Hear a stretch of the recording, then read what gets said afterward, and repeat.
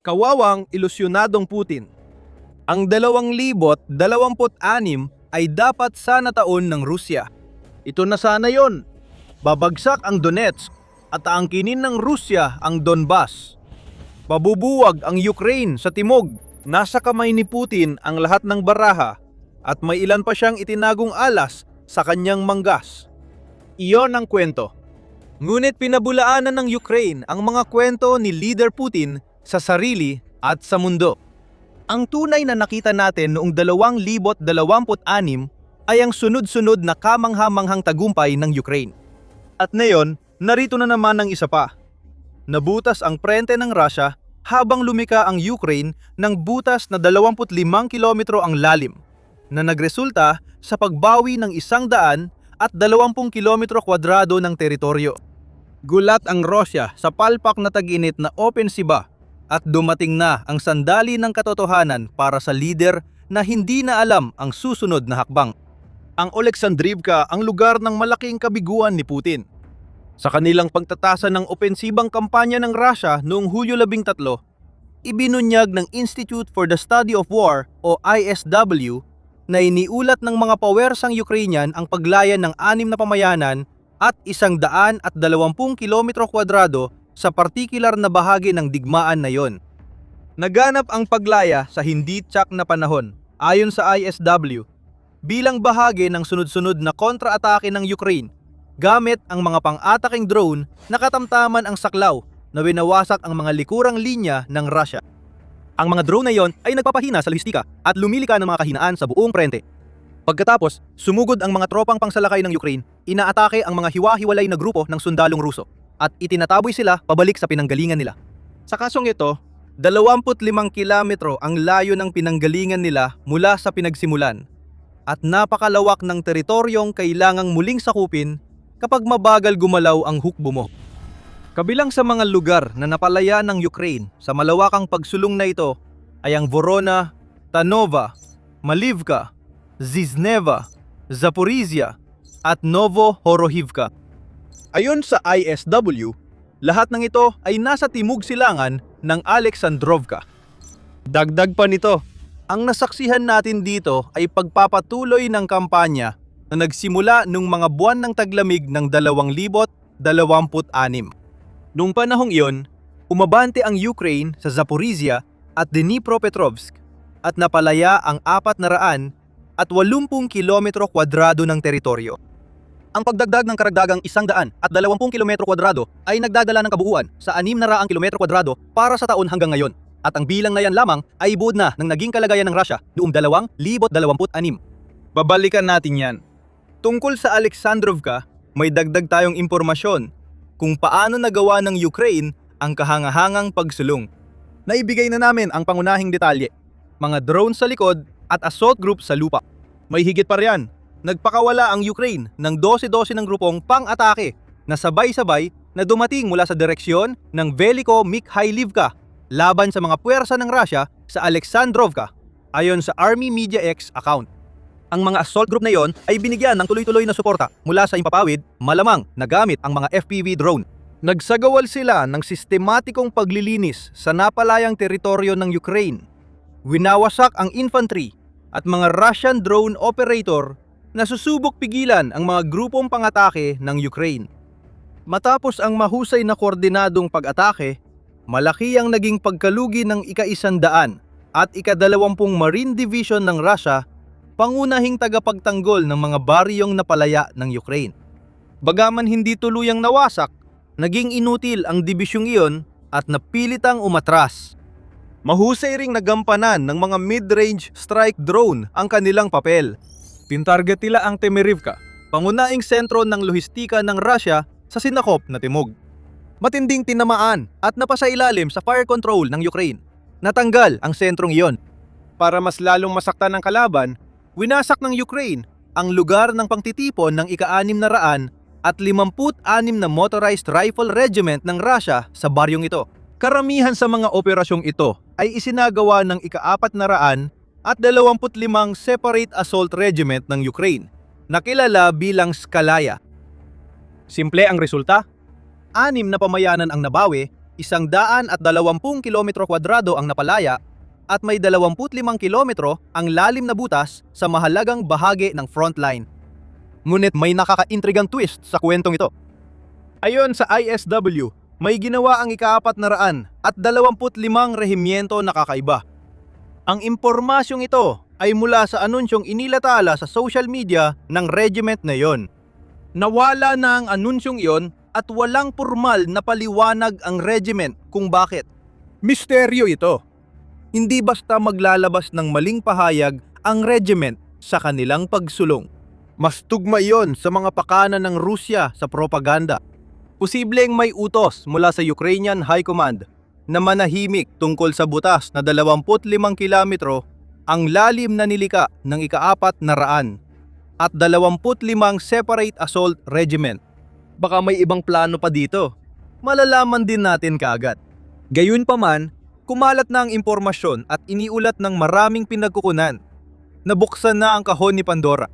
Para kay Putin, pinagtibay lang ng balita ang matagal na niyang alam mula pa noong mga unang buwan ng digmaan ng magsimulang itulak pabalik ng Ukraine ang kalaban.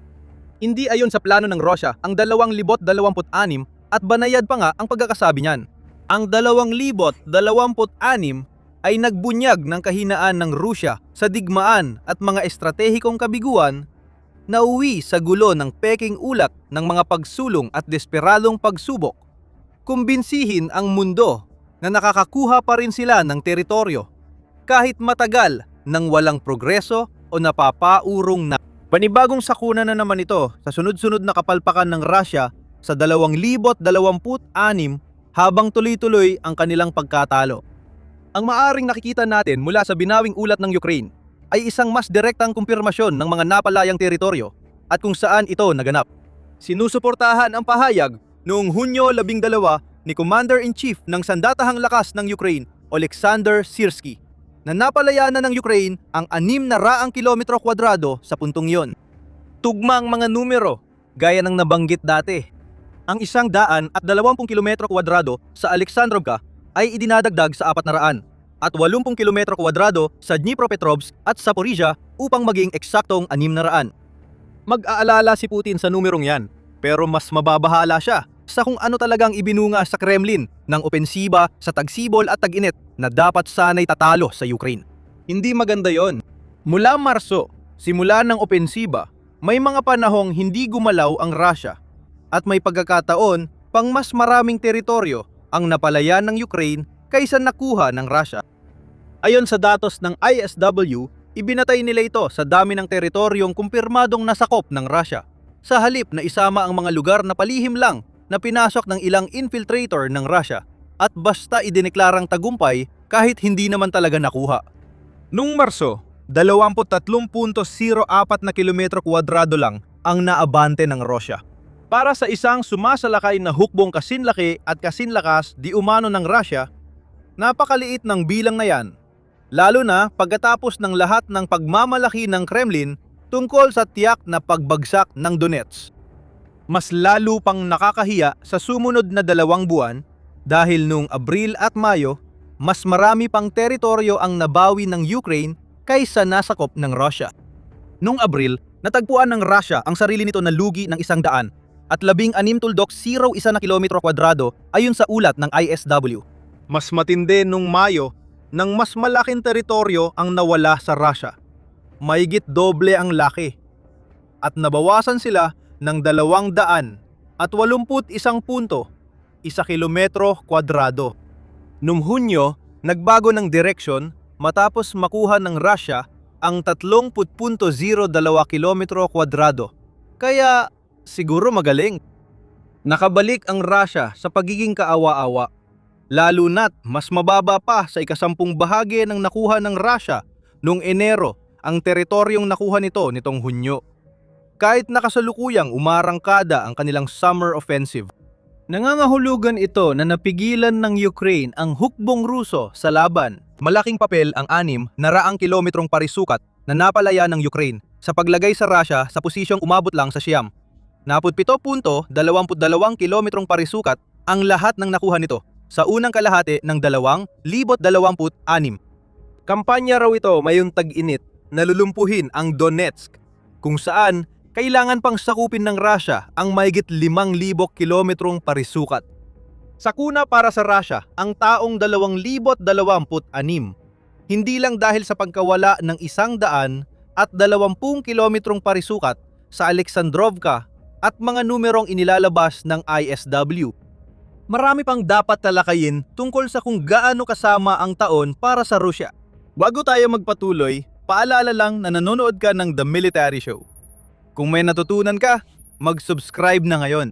Araw-araw kaming naglalatala ng mga video tungkol sa totoong nangyayari sa digmaan sa Ukraine na tinatago ni Putin. Mag-focus muna tayo sa Donetsk.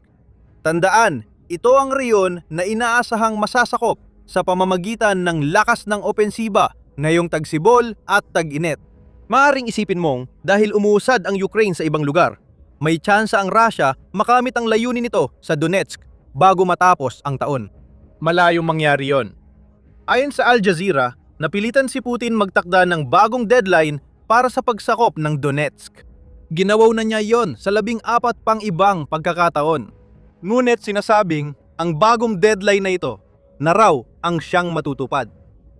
Dapat bumagsak ang Donetsk bago matapos ang Disyembre. Hindi yon mangyayari maliban na lang kung may himalang mangyari pabor sa hukbong sandatahan ng Rusya. Ayon sa ulat ng outlet, sa bilis ng pag-usad nila, aabutin ng 5,150 araw bago masakop ng Rusya ang Donetsk. Tatumbas ito ng 14 na taon. Hindi na posible ang Disyembre 31 maliban. Kung ang ibig sabihin ni Putin ay isama ang 2040 sa bagong deadline. Hindi bibilis ang kahit ano sa pagbutas ng Ukraine sa mga linya sa unahan ng Russia. Kahit daan-daang kilometro pa ang layo nito mula sa Donetsk. Ganun din ang kalagayan ng Russia sa Black Sea. Madalas nating pag-usapan ang teritoryong ninakaw o napalaya. Pero kasing halaga rin ang tubig at dapat malaking bahagi ng plano ng Russia ang Black Sea. Isang harang sa pagitan ng Ukraine at Crimea, pati na rin isang daanan ng tubig kung saan maaaring magpadala ng tropa at kagamitan ang Russia at maglunsad ng mga pag-atake laban sa Ukraine. Ang Black Sea ay naging isang impyerno para sa mga barkong pandigma ng Russia. Ang sinumang maglakas loob na pumalaot sa dagat ay haharap sa posibilidad na salubungin sila ng mga drone at misil ng Ukraine sa isang pasabog na pagsalubong. Umabot pa si Pangulong Volodymyr Zelensky ng Ukraine sa pagdeklara noong unang bahagi ng Hulyo na nawala na sa Russia ang Black Sea. Mahirap siyang pabulaanan. Wala mang barkong pandigma ang Ukraine. Nagagawa naman ng kanilang mga drone sa himpapawid at dagat ang pagpapatrolya at blockade ng epektibo. Karamihan ng barkong pandigma ng Russia ay inatras na. Ngayon, dahil nakatutok na ang Ukraine sa dagat ng Azov at araw-araw nilang sinusunog ang 12 ng barko ng Shadow Fleet ng Russia, posibleng mawalan ng kontrol si Putin sa dalawang dagat na dapat kontrolado ng Russia. Masama yan para sa sinakop na Crimea. Kung di kontrolado ng Russia ang tubig sa paligid ng peninsula, wala silang magawa sa pag-atake ng Ukraine doon.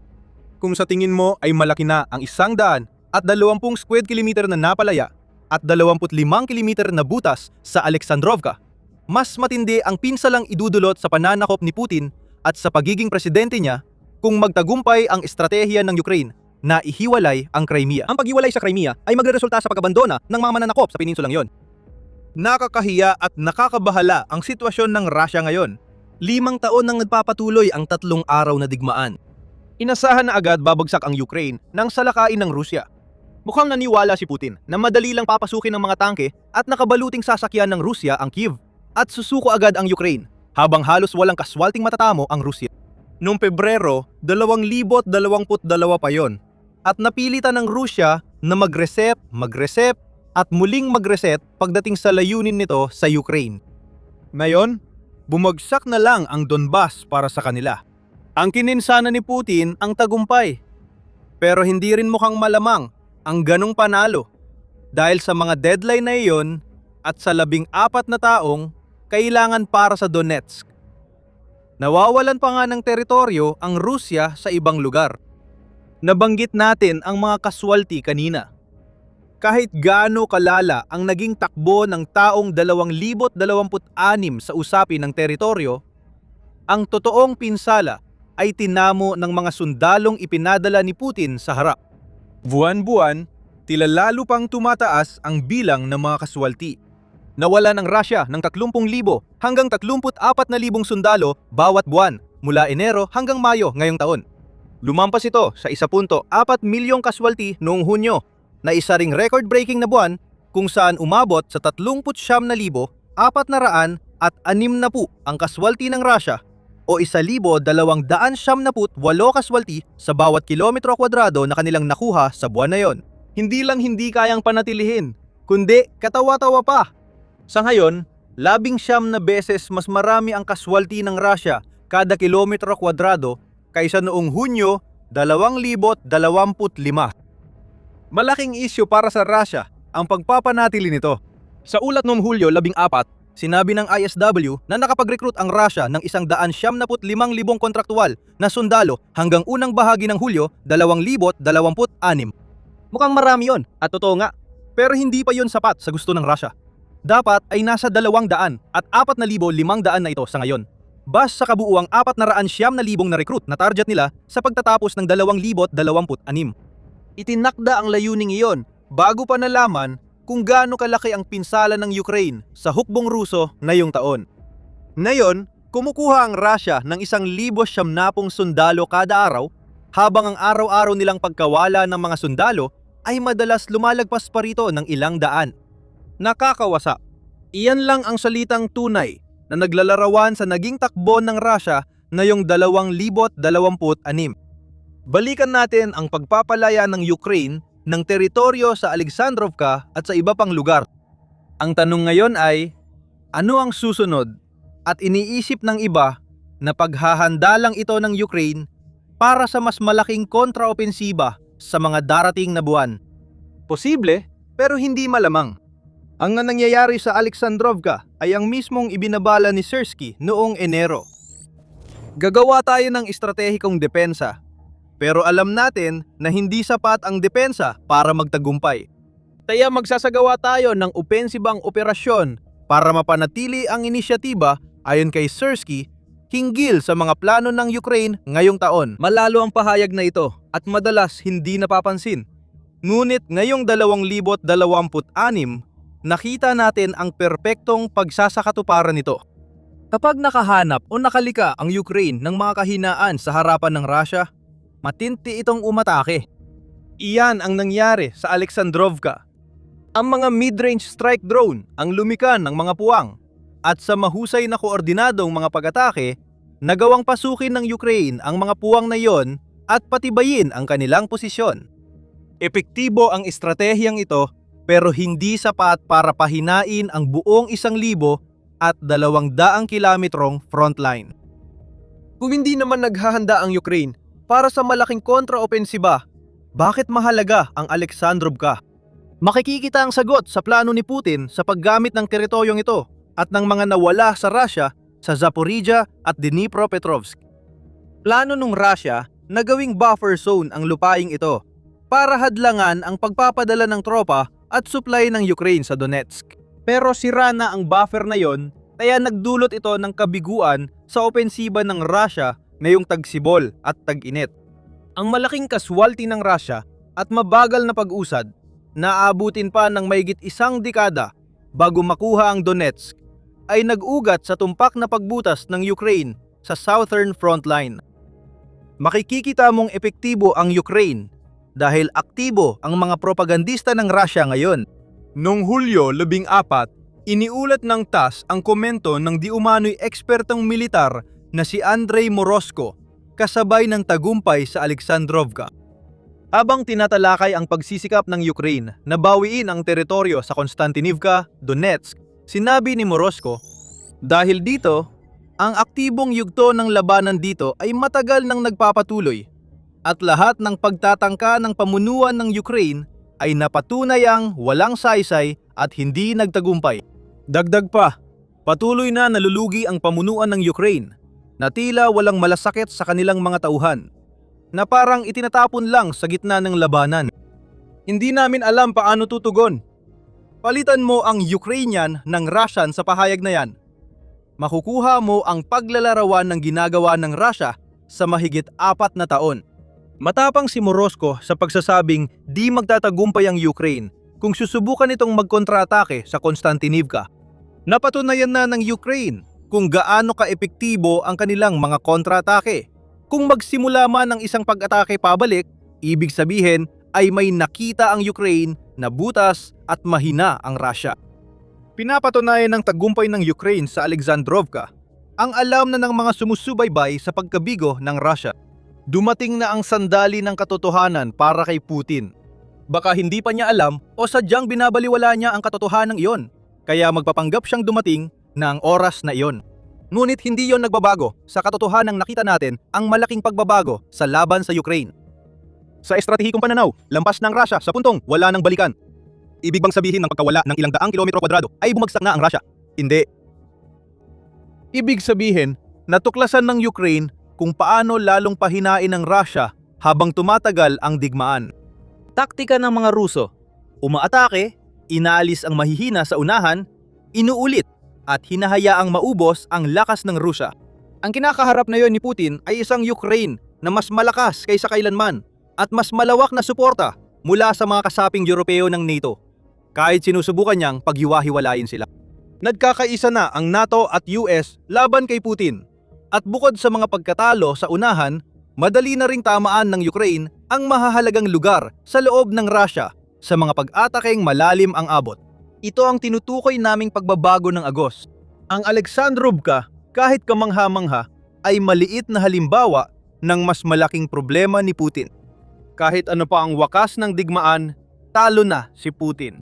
Tanging ganap na pagsuko ng Ukraine na yun lang ang tatanggapin bilang tagumpay.